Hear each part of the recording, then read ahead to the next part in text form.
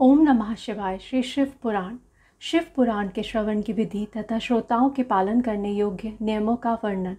शौनक जी कहते हैं, महाप्राग व्यास शिष्य सूत जी, आपको नमस्कार है। आप धन्य हैं, शिव भक्तों में श्रेष्ठ हैं। आपके महान गुण वर्णन करने योग्य हैं। अब आप कल्याणमय शिव पुराण के श्रवण की विधि बतलाइए, जिससे सभी श्रोताओं को संपूर्ण उत्तम फल की प्राप्ति हो सके। सूत जी ने कहा, मुनि शौनक, अब मैं तुम्हें संपूर्ण फल की प्राप्ति के लिए शिव पुराण के श्रवण की विधि बता रहा हूँ। पहले किसी ज्योतिषी को बुलाकर दान मान से संतुष्ट करके अपने सहयोगी लोगों के साथ बैठकर बिना किसी विघ्न बाधा के कथा की समाप्ति होने के उद्देश्य से शुद्ध मुहूर्त का अनुसंधान कराएं और प्रयत्न पूर्वक देश देश में स्थान स्थान पर यह संदेश भेजें कि हमारे यहाँ शिव पुराण की कथा होने वाली है। अपने कल्याण की इच्छा रखने वाले लोगों को उसे सुनने के लिए अवश्य पधारना चाहिए। कुछ लोग भगवान श्री हरि की कथा से बहुत दूर पड़ गए हैं। कितने ही स्त्री शूद्र आदि भगवान शिव के कथा कीर्तन से वंचित रहते हैं। उन सबको भी सूचना हो जाए, ऐसा प्रबंध करना चाहिए।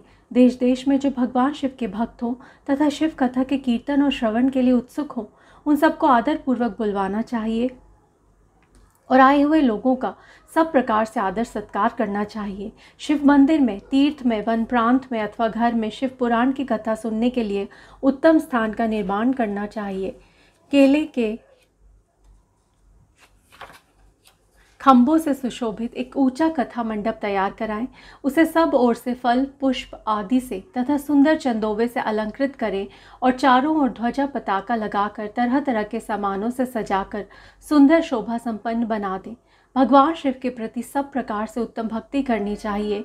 वही सब तरह से आनंद का विधान करने वाली है। परमात्मा भगवान शिव के लिए दिव्य आसन का निर्माण करना चाहिए तथा कथावाचक के लिए भी एक ऐसा दिव्य आसन बनाना चाहिए जो उनके लिए सुखद हो सके। मुने, नियमपूर्वक कथा सुनने वाले श्रोताओं के लिए भी यथा योग्य सुंदर स्थानों की व्यवस्था करनी चाहिए। अन्य लोगों के लिए साधारण स्थान ही रखने चाहिए। जिसके मुख से निकली हुई वाणी देहधारियों के लिए कामधेनु के समान अभीष्ट फल देने वाली होती है। उस पुराण वेत्ता विद्वान वक्ता के प्रति तुच्छ बुद्धि कभी नहीं करनी चाहिए। संसार में जन्म तथा गुणों के कारण बहुत से गुरु होते हैं, परंतु उन सब में पुराणों का ज्ञाता विद्वान ही परम गुरु माना गया है। पुराण वेत्ता पर्वत पवित्र, दक्ष, शांत, ईर्ष्या पर विजय पाने वाला, साधु और दयालु होना चाहिए। ऐसा प्रवचन कुशल विद्वान इस पुण्यमयी कथा को कहें। सूर्योदय से आरंभ करके 3:30 पहर तक उत्तम बुद्धि वाले विद्वान पुरुष को शिव पुराण की कथा सम्यक रीति से बाँचनी चाहिए। मध्याह्न काल में 2 घड़ी तक कथा बंद रखनी चाहिए, जिससे कथा कीर्तन से अवकाश पाकर लोग मलमूत्र का त्याग कर सकें। कथा प्रारंभ के दिन से 1 दिन पहले व्रत ग्रहण करने के लिए वक्ता को श्रोण करा लेना चाहिए। जिन दिनों कथा हो रही हो उन दिनों प्रयत्न पूर्वक प्रातःकाल का सारा नित्य कर्म संक्षेप से ही कर लेना चाहिए। वक्ता के पास उसकी सहायता के लिए दूसरा वैसा ही विद्वान स्थापित करना चाहिए। वह भी सब प्रकार के संशयों को निवृत्त करने में समर्थ और लोगों को समझाने में कुशल हो। कथा में आने वाले विघ्नों की निवृत्ति के लिए गणेश जी का पूजन करें। कथा के स्वामी भगवान शिव की कथा तथा विशेषतः शिव पुराण की पुस्तक की भक्ति भाव से पूजा करें। तत्पश्चात उत्तम बुद्धि वाला श्रोता तन मन से शुद्ध एवं प्रसन्नचित्त हो आदर पूर्वक शिव पुराण की कथा सुने। जो वक्ता और श्रोता अनेक प्रकार के कर्मों में भटक रहे हों, काम आदि 6 विकारों से युक्त हो, स्त्री में आसक्ति रखते हों और पाखंडपूर्ण बातें करते हों, वे पुण्य के भागी नहीं होते। जो लौकिक चिंता तथा धन, ग्रह एवं पुत्र आदि की चिंता को छोड़कर कथा में मन लगाए रहते हैं, उन शुद्ध बुद्धि पुरुषों को उत्तम फल की प्राप्ति होती है। जो श्रोता श्रद्धा और भक्ति से युक्त होते हैं, दूसरे कर्मों में मन नहीं लगाते और मौन, पवित्र एवं उद्वेग शून्य होते हैं, वही पुण्य के भागी होते हैं। सूची बोले, शौनक, अब शिव पुराण सुनने का व्रत लेने वाले पुरुषों के लिए जो नियम है उन्हें भक्ति पूर्वक सुनो। नियम पूर्वक इस श्रेष्ठ कथा को सुनने से बिना किसी विघ्न बाधा के उत्तम फल की प्राप्ति होती है। जो लोग दीक्षा से रहित हैं उनका कथा श्रवण पे अधिकार नहीं है। अतः मुने, कथा सुनने की इच्छा वाले सब लोगों को पहले वक्ता से दीक्षा ग्रहण करनी चाहिए। जो लोग नियम से कथा सुने उनको ब्रह्मचर्य से रहना चाहिए। भूमि पर सोना, पत्तल में खाना और प्रतिदिन कथा समाप्त होने पर ही अन्न ग्रहण करना चाहिए। जिसमें शक्ति हो वह पुराण की समाप्ति तक उपवास करके शुद्धता पूर्वक भक्ति भाव से उत्तम शिव पुराण को सुने। इस कथा का व्रत लेने वाले पुरुष को प्रतिदिन एक ही बार हविष्यान्न भोजन करना चाहिए। जिस प्रकार से कथा श्रवण का नियम सुखपूर्वक सध सके वैसे ही करना चाहिए। गरिष्ठ अन्न, दाल, जला अन्न, सेम, मसूर, भाव दूषित तथा बासी अन्न को खाकर कथाव्रती पुरुष कभी कथा को ना सुने। जिसने कथा का व्रत ले रखा हो वह पुरुष प्याज, लहसुन, हींग, गाजर, मादक वस्तु तथा आमिष कहीं जाने वाली वस्तुओं को त्याग दे। कथा का व्रत लेने वाला पुरुष काम, क्रोध आदि 6 विकारों को, ब्राह्मणों की निंदा को तथा पतिव्रता और साधु संतों की निंदा को भी त्याग दे। कथाव्रती पुरुष प्रतिदिन सत्य, शौच, दया, मौन, सरलता, विनय तथा हार्दिक उदारता इन सद्गुणों को सदा अपनाए रहे। श्रोता निष्काम हो या सकाम व नियम पूर्वक कथा सुने। सकाम पुरुष अपनी अभीष्ट कामना को प्राप्त करता है और निष्काम पुरुष मोक्ष पा लेता है।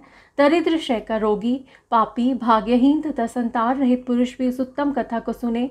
काकबंध्या आदि जो 7 प्रकार की दुष्टा स्त्रियां हैं वे तथा जिनका गर्भ गिर जाता हो वह इन सभी को शिव पुराण की उत्तम कथा सुननी चाहिए। मुने, स्त्री हो या पुरुष, सबको यत्न पूर्वक विधि विधान से शिव पुराण की एक उत्तम कथा सुननी चाहिए। महर्षि, इस तरह शिव पुराण की कथा के पाठ एवं श्रवण संबंधी यज्ञोत्सव की समाप्ति होने पर श्रोताओं को भक्ति एवं प्रयत्न पूर्वक भगवान शिव की पूजा की भांति पुराण पुस्तक की भी पूजा करनी चाहिए। तदनंतर विधि पूर्वक वक्ता का भी पूजन करना आवश्यक है। पुस्तक को आच्छादित करने के लिए नवीन एवं सुंदर बस्ता बनावें और उसे बांधने के लिए दृढ़ एवं दिव्य डोरी लगावें, फिर उसका विधिवत पूजन करें। मुनि श्रेष्ठ, इस प्रकार महान उत्सव के साथ पुस्तक और वक्ता की विधिवत पूजा करा के वक्ता की सहायता के लिए स्थापित हुए पंडित का भी उसी के अनुसार धन आदि के द्वारा उससे कुछ ही कम सत्कार करें। वहाँ आए हुए ब्राह्मणों को अन्न, धन आदि का दान करें। साथ ही गीत, वाद्य और नृत्य आदि के द्वारा महान उत्सव रचाएं।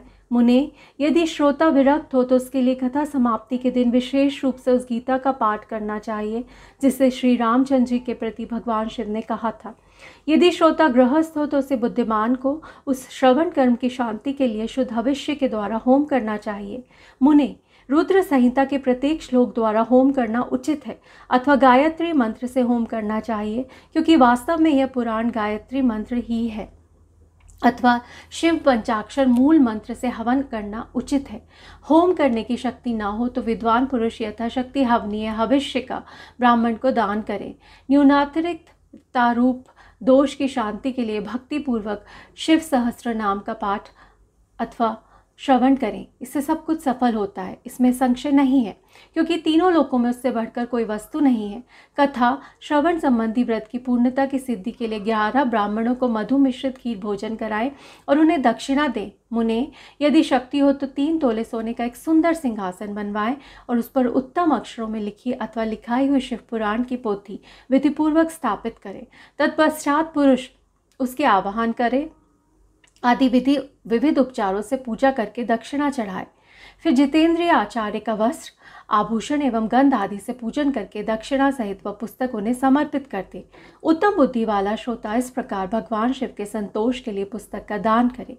शौनक, इस पुराण के उस दान के प्रभाव से भगवान शिव का अनुग्रह पाकर पुरुष भव बंधन से मुक्त हो जाता है। इस तरह विधि विधान का पालन करने पर श्री संपन्न शिव पुराण संपूर्ण फल को देने वाला तथा भोग और मोक्ष का दाता होता है। मुने, शिव पुराण का वह सारा महात्म्य जो संपूर्ण अभीष्ट को देने वाला है मैंने तुम्हें कह सुनाया। अब और क्या सुनना चाहते हो? श्रीमान, शिव पुराण समस्त पुराणों के भाल का तिलक माना गया है। यह भगवान शिव को अत्यंत प्रिय, रमणीय तथा भवरोग का निवारण करने वाला है।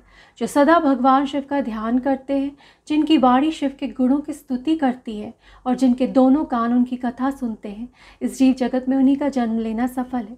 वे निश्चय ही संसार सागर से पार हो जाते हैं।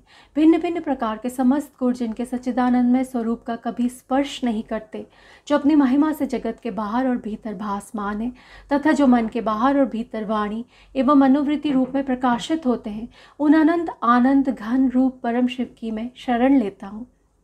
इति अध्याय 6-7। ओम नमः शिवाय।